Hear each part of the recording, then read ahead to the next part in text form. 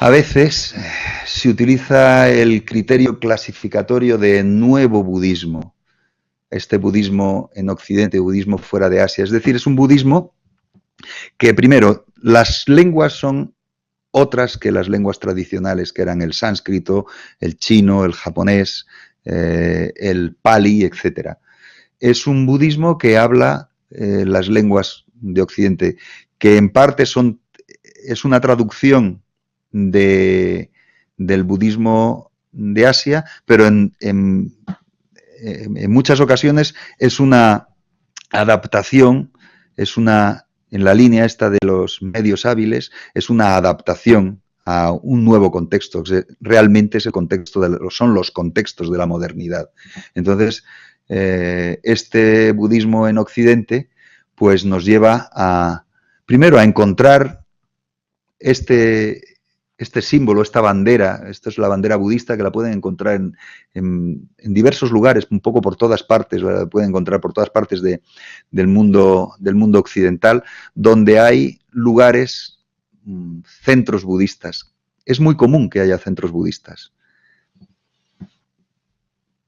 Es una bandera además creada justamente para darle una unidad al budismo por el impacto de la necesidad occidental de pensar este mundo común. Los primeros occidentales que tomaron contacto con el budismo no se dieron cuenta de que lo que habían visto en la India era la misma religión que lo que estaban viendo en Japón.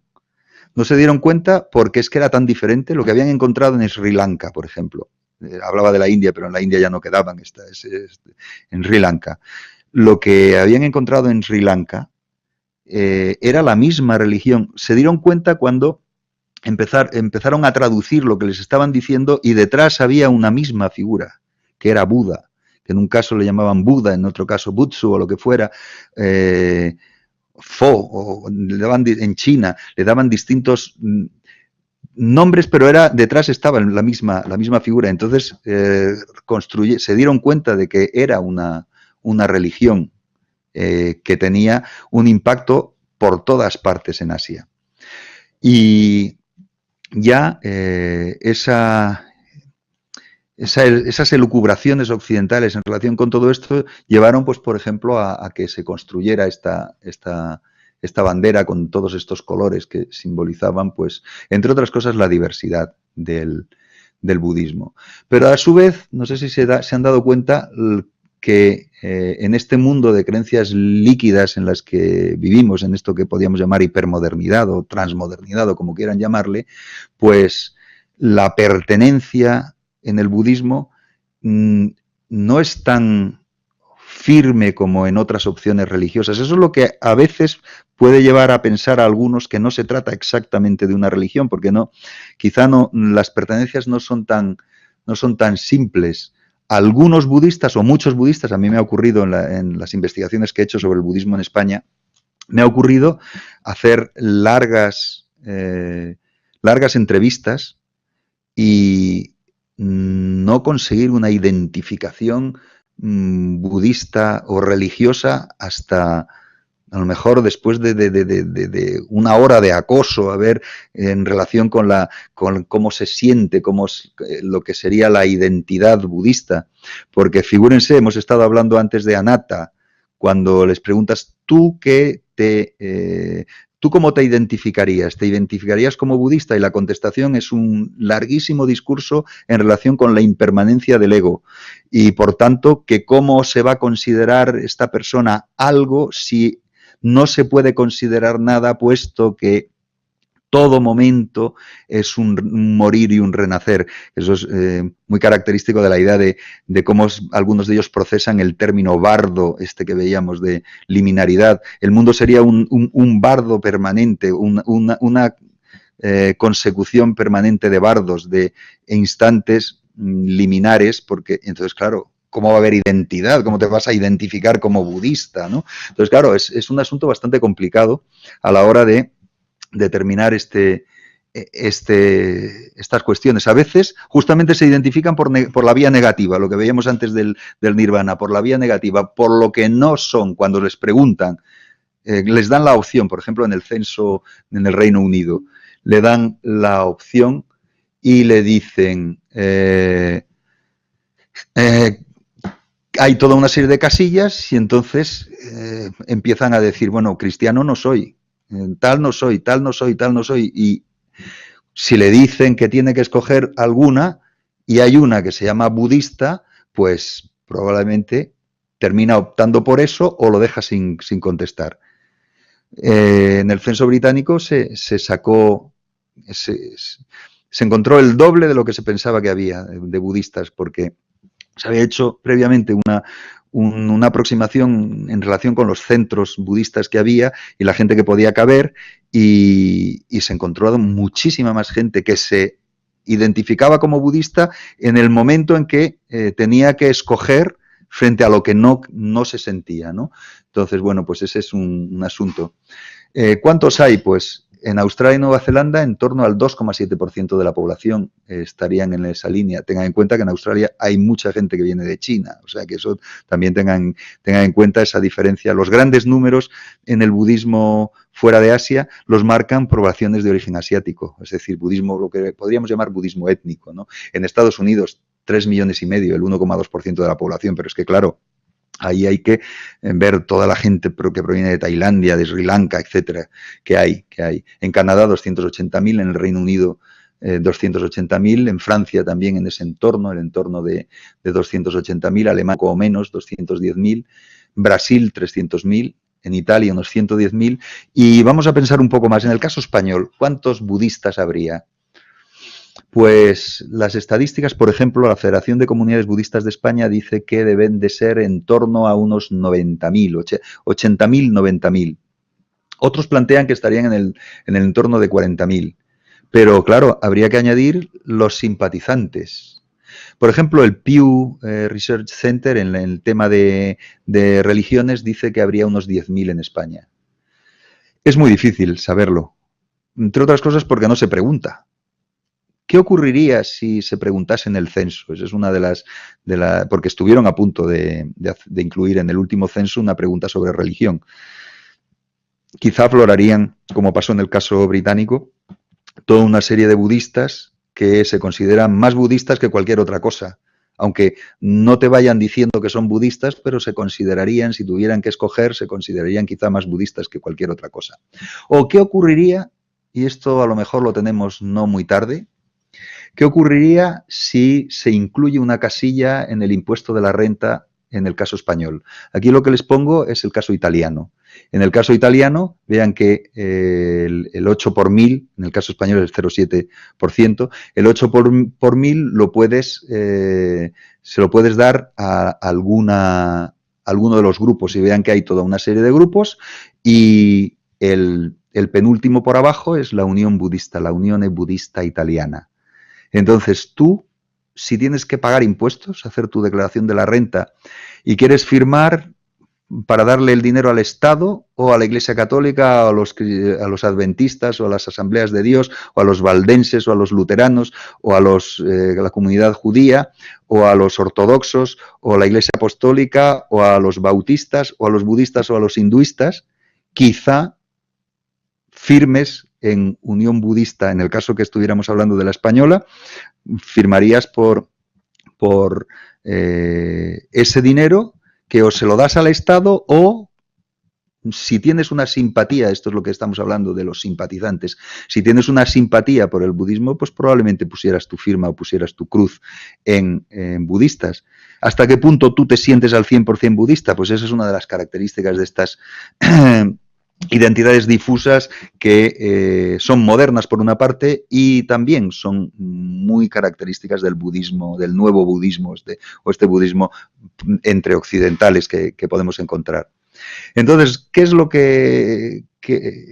qué nos enfrentamos? Pues a un impacto numérico muy pequeño, a pesar de que hay un impacto mediático y en las expectativas muy notable. Desde el propio Nietzsche desde el propio Nietzsche, que decía, en silencio el budismo progresa por doquier, hablando, claro, de la crisis del cristianismo. Frente al cristianismo, el budismo progresa por doquier. O esto que decía en uno de los fragmentos póstumos, dice, posibilidad de un nuevo budismo europeo, máximo peligro. Es decir, veía el máximo peligro, porque, claro, ya no es la muerte de Dios, es que cabe un budismo sin Dios. Es decir, que no estamos ni hablando de ese Zaratustra imaginario que él generaba, no, estamos hablando de una religión que ha certificado, o mejor dicho, podemos pensar que en algunos casos algunos de los seguidores han certificado la, entre comillas, muerte de Dios desde hace 2500 años. Sea la fecha que sea, la fecha de Buda, porque en las cronologías japonesas se baja mucho y en las cronologías tradicionales se pone en el siglo VI y en las japonesas se pone casi en los límites del V, ¿no? Entonces, bueno, pues esa idea del miedo, ¿no? O, esa frase que es en cierto modo, bueno, pues una frase así para la galería, ¿no? que se adjudica a Einstein, que dice el budismo es la única religión compatible con la ciencia moderna. ¿Esto qué quiere decir? Pues que, entre otras cosas, el budismo tiene frente a lo que se suele plantear de las religiones, que hay un estigma hacia las religiones, pues el budismo no es una religión particular, es justamente lo contrario a una religión estigmatizada. Está bien visto decir que eres budista. No está, o no, mejor dicho, no está mal visto decir que eres budista. Y aún mejor visto estaría decir que parece que dentro de tu identidad difusa cabe la posibilidad de que la opción budista te guste. Y eso está bien visto.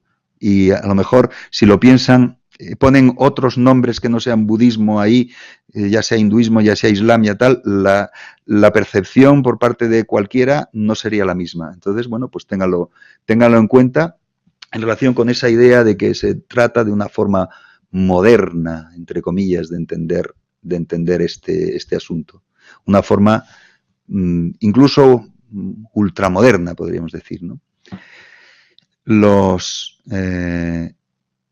¿Cómo se hace para el mundo occidental los medios hábiles? ¿Cómo se manifiestan los medios hábiles? Pues por ejemplo, desde una forma muy poco teológica o no teológica directamente de entender este asunto. Es decir, desde estas formas, digamos, no deístas o transteístas. Desde la concentración en, como veíamos al principio, en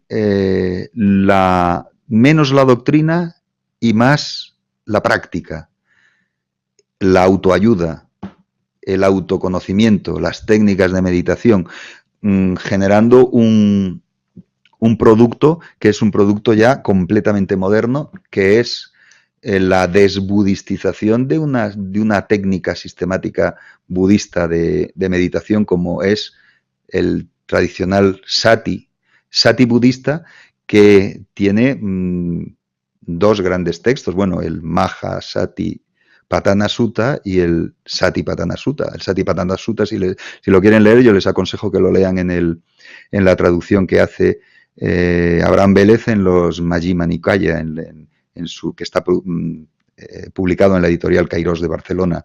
Es el tratado sobre Sati. Sati, que es lo que se ha traducido en inglés como mindfulness. Entonces es una técnica de meditación budista que, al denominarla mindfulness, se ha desbudistizado completamente y se ha transformado completamente como si fuera algo que no tiene que ver con la religión, a pesar de que efectivamente el origen es un origen claramente budista, ¿no? Esa meditación que incide en la atención plena. La atención plena, que es uno de los elementos fundamentales dentro del desarrollo de los métodos de meditación dentro del budismo, la meditación en la atención plena. Si leen el Satipatthana Sutta, verán cómo se plantea la atención plena en el cuerpo, en las partes del cuerpo, etcétera, etcétera. Es decir, los modelos clásicos de mindfulness en en relación con lo que a veces se denomina Bodhan en mindfulness y todo esto.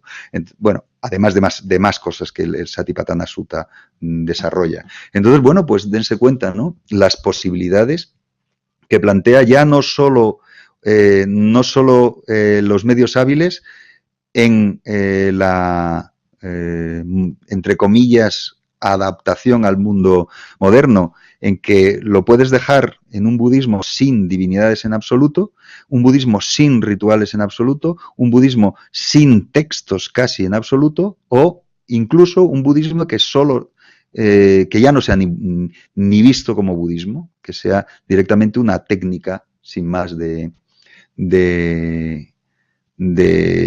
meditación, así como lo conocemos el mindfulness y el gran desarrollo del mindfulness por todas partes, ¿no? En las sociedades nuestras desde desde que John Kabat-Zinn lo puso en desarrollo y a partir de ahí hasta el presente. Entonces, bueno, esas extraordinarias, ¿qué es lo que lo hace atractivo al budismo? ¿Qué es lo que hace atractivo al budismo para los occidentales? Pues estas posibilidades de producir algo que no parece una religión, o que puede no parecer una religión, aunque lo sea, porque tiene todas las características y tiene unas formas, que hay se relaja, pues, por ejemplo, Vinaya, que son la ética, se relaja y ya no tienes que cumplir toda una serie de entre comillas, preceptos que serían característicos si vivieses en Asia y que en Occidente pues te puedes denominar budista y no cumplirlos. Esa relajación, ¿no? de los modos de vida, o sea, la atención, el modo de existencia justo, etcétera, pues se relajan todos estos elementos.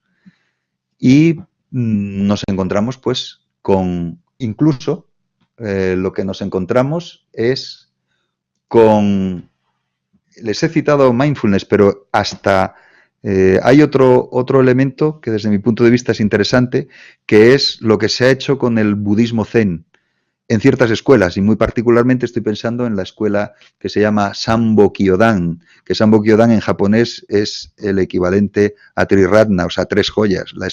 Una escuela que se llama 3 joyas, que ya sabemos lo que son las 3 joyas, ¿no? En el budismo. Pues Sambo Kyodan ha producido un modelo de zen que muchos lo han asimilado, sobre todo en ámbitos católicos, lo han asimilado como si no fuera en absoluto budismo, es decir, una forma de zen desbudistizado que solamente se centra, en teoría, se centra en el hecho en sí de la meditación en el zen, ¿no? La meditación zen, es decir, la sentada y toda una serie de asuntos alrededor que son también en el caso este de Sambo Kyodan, porque Sambo Kyodan es una escuela mixta entre el Zen Soto, que el Zen Soto le da una importancia fundamental a la sentada, sentarse en meditación, y sentada en meditación sin un objetivo determinado de esa meditación, no es una práctica de concentración, ni es una práctica de visualización, como es característico de muchas de las escuelas del budismo tibetano, sino que es una práctica de sentada sin un objeto de meditación definido, sino la propia sentada, la respiración y la posición, siendo fundamental la posición. La otra forma del Zen en Japón es el Zen Rinzai, que incluye también lo que se llaman los koan, que son una serie de podríamos llamarlo como acertijos, en realidad son ideas de meditación que te plantea el maestro. Entonces, en esta escuela que les estoy planteando de este zen desbudistizado, incluye ambas cosas. Es decir, que es algo que se basa en el budismo, pero que se hace en contextos cristianos, en contextos católicos, esas formas de zen desbudistizado. Pues son elementos de esta manera de producir un algo que pueda ser aceptable para muchos occidentales, incluso occidentales que tienen otra religión, es muy interesante. Una de las maestras estas del Zen católico, que es Ana María Schlüter, habla de bilingüismo religioso, habló de bilingüismo religioso al enfrentarse a este asunto. Entonces, bueno, pues estos son algunos de los caminos que encontramos en el budismo en su forma de presentarse ante el mundo occidental.